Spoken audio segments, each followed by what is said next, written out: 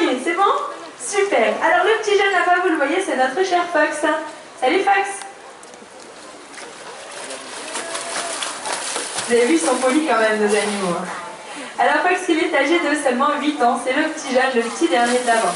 Il est accompagné du chef de ce bassin, vous le voyez, c'est celui qui arrive vers notre soigneuse. Lasca, il est âgé de 18 ans. Et donc c'est le chef, et pendant la période des amours, il peut peser jusqu'à 850 kg. Troisième individu présent, vous le voyez, il est en train de se faire nourrir bien tranquillement par notre stagiaire. Lui, c'est Boris. Boris, il est aussi surnommé Papy Bobo. Pourquoi? Parce qu'il est âgé de 25 ans. 25 ans, c'est un âge qui est très évolué, puisqu'une otarie de stellaire va vivre une vingtaine d'années. Donc forcément, qui dit 25 ans, dit un petit peu d'arthrose, un peu de cataracte, une ouïe moins performante. C'est un animal qui prend de l'âge, mais qui va tout aussi bien, on en est très heureux. Mais du coup, on ne va pas lui demander des comportements d'agilité, comme vous pourrez le voir pendant notre rendez-vous. Boris, on va plutôt le faire vivre une retraite bien tranquille et bien méritée. Ok, donc devant vous, comme je vous l'ai dit, otarie stellaire. Alors elle porte le nom du scientifique qui les a découverts, monsieur Wilhelm Steller, en 1742. Alors il existe deux populations différentes pour notre otarie. On a la population de l'Est qui va se situer au niveau du golfe de l'Alaska en passant par le centre de la Californie, et une autre population dite de l'Ouest qu'on va retrouver au niveau du golfe de l'Alaska, mais plutôt en partant vers la mer du Bering et en s'étendant jusqu'au nord du Japon. Deux grandes populations donc, qui existent pour ces espèces. Alors vous le verrez, on leur demande plein de comportements divers et variés pour toujours les stimuler d'un point de vue physique, mais aussi et surtout d'un point de vue comportemental. C'est très important. Et donc au final, on va donc les récompenser par du poisson. Alors quel câlin vous voyez pour nos animaux, contrairement aux otaries de Californie. Et vous voyez aussi la taille de ces individus. Un petit coup de nageoire d'une otarie de Californie ne fera beaucoup moins mal qu'un coup de nageoire d'une grande otarie stellaire. Donc la récompense pour ces animaux, c'est bel et bien, vous le voyez, du poisson. Ils vont manger entre 20 à 30 kg de hareng et un peu de caplin par jour et par individu. Cette quantité va bien sûr varier en fonction de l'âge, du poids et des besoins naturels des animaux, mais aussi en fonction de la saison. Ce sont des mammifères, donc comme nous, ils vont avoir besoin de manger beaucoup plus en hiver et en été beaucoup moins pour garder une bonne chaleur corporelle. C'est d'ailleurs le cas en ce moment, il fait bien assez chaud comme ça. Tous ces comportements, en plus de les stimuler, permettent bien sûr de connaître aussi l'état de santé de nos animaux. Vous le verrez, on peut leur demander plein de choses, notamment d'ouvrir la gueule, vous le voyez en ce moment avec Fox. Aussi, on peut leur demander d'autres comportements, de s'allonger sur la plage, de nous montrer leur corps, leur dos, mais aussi de se retourner et de montrer leur ventre, pour pouvoir observer de loin ces animaux et pour être sûr, bien sûr, de leur santé optimale. Donc devant vous, d'ailleurs, trois mâles, trois individus très costauds, puisque la différence entre les mâles et les femelles est très marquée. Les mâles peuvent peser jusqu'à 1000 kg, alors que les femelles ne feront que 300 kg au maximum. Ces trois mâles, ils sont là dans un but de conservation de l'espèce, dans un but de reproduction. Reproduction indirecte, évidemment, puisque l'on participe avec un autre parc qui s'appelle le parc Harderwijk, qui est situé aux Pays-Bas et qui possède également des otaries de stellaire. Cette otarie, elle vit en harem, c'est-à-dire qu'on va avoir un mâle pour une dizaine de femelles, et à Harderwijk, il y avait un petit peu trop de mâles, et du coup, ces derniers passaient leur temps à se chamailler et ils en oubliaient totalement de courtiser leurs femelles. Donc en 2007, on a accueilli avec grand plaisir notre cher chef Lasca avec Boris, et pour preuve que la reproduction a pu recommencer, Fox est né à la suite de cela et nous a rejoint donc quelques années plus tard. Donc ces animaux sont très costauds et malheureusement ce sont des individus grandement menacés. Ils sont considérés comme quasi menacés auprès de l'IUCN, l'Union internationale pour la conservation de la nature. Alors les raisons sont multiples, évidemment. On va avoir ce problème de pollution et ce problème de réchauffement climatique qui va faire disparaître les ressources alimentaires de nos animaux et à l'inverse faire devenir les prédateurs de nos otaries qui sont les orques notamment. Alors bien sûr, à notre échelle, pour essayer de faire perdurer notre espèce, en plus de prendre soin à notre taux d'électricité pour le réchauffement climatique et d'éviter la pollution bien sûr par le recyclage, on peut tout simplement se nourrir de poissons issus d'une pêche éco-responsable pour laisser ce qui appartient à la nature et pour permettre à nos superbes animaux de vivre encore quelques belles années sur notre planète.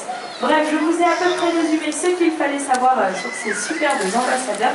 Je vais donc m'éclipser et vous laisser profiter de cette représentation. Profitez bien.